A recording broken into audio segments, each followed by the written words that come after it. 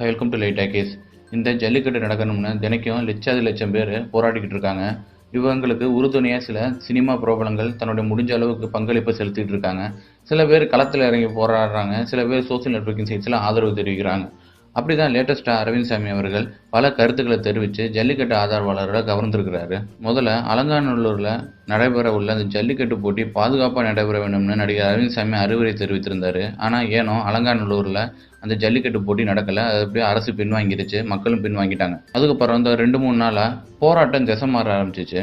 மக்கள் கொஞ்சம் கொஞ்சமாக அவங்களுடைய இந்த நிலைப்பாட்டிலிருந்து பிரிய ஆரம்பித்தாங்க. அதற்கு காரணம் பல கருப்பு ஆடுகள் அந்த கூட்டத்துக்குள்ளே வந்துச்சு. கூட்டத்தில் புகுந்த கருப்பு ஆடுகள் எப்படியோ ஒன்று சேர்ந்து அந்த கூட்டத்தை பிரிக்க ஆரம்பிச்சிருச்சு. அதனால் எதுக்கு சப்போர்ட் பண்ணுறது, நம்மளுடைய நோக்கம் என்னன்னு தெரியாமலே பல பேர் போக ஆரம்பிச்சிட்டாங்க.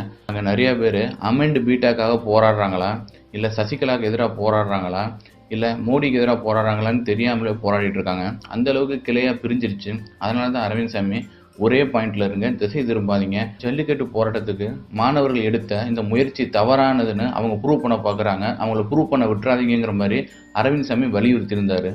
லேட்டஸ்ட்டாக என்ன சொல்லியிருந்தாருன்னா, ஜல்லிக்கட்டுக்கு பல வகையான அரசியல்வாதிகள் குறுக்க வர பார்க்குறாங்க. முக்கியமாக அவர் சசிகலாவை குத்தி காமிக்க ஆரம்பித்தார். இந்த தமிழக அரசு எப்படியாவது மாணவர்களை பின்வாங்க வைக்கிறதுக்கு பல வகையான செயல்களை செஞ்சுக்கிட்டு இருக்கு. அதனால அவங்களுடைய இந்த ட்ராப்பில் போய் விழுந்துடாதீங்கிற மாதிரி அரவிந்த் சாமி சொல்லியிருந்தார். அரவிந்த் சாமி சொல்கிற மாதிரி தமிழக அரசு முடிஞ்ச அளவுக்கு போராடி பார்த்துச்சு.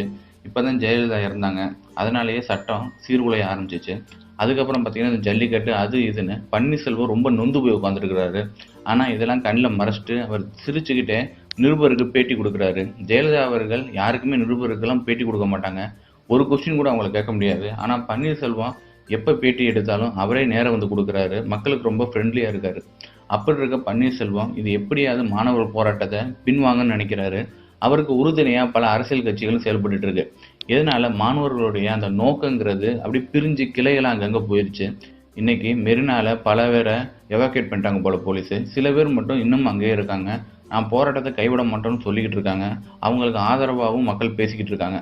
ஸோ பொறுத்திருந்து பார்ப்போம். அரவிந்த் சாமி அட்வைஸ் பண்ண மாதிரி மக்கள் கிளை தவறி போகிறாங்களா, இல்லை ஒரே நோக்கத்தோட இன்னும் கொஞ்ச நாள் இருக்காங்களான்னு. தேங்க்யூ. தேங்க்ஸ் ஃபார் வாட்சிங்.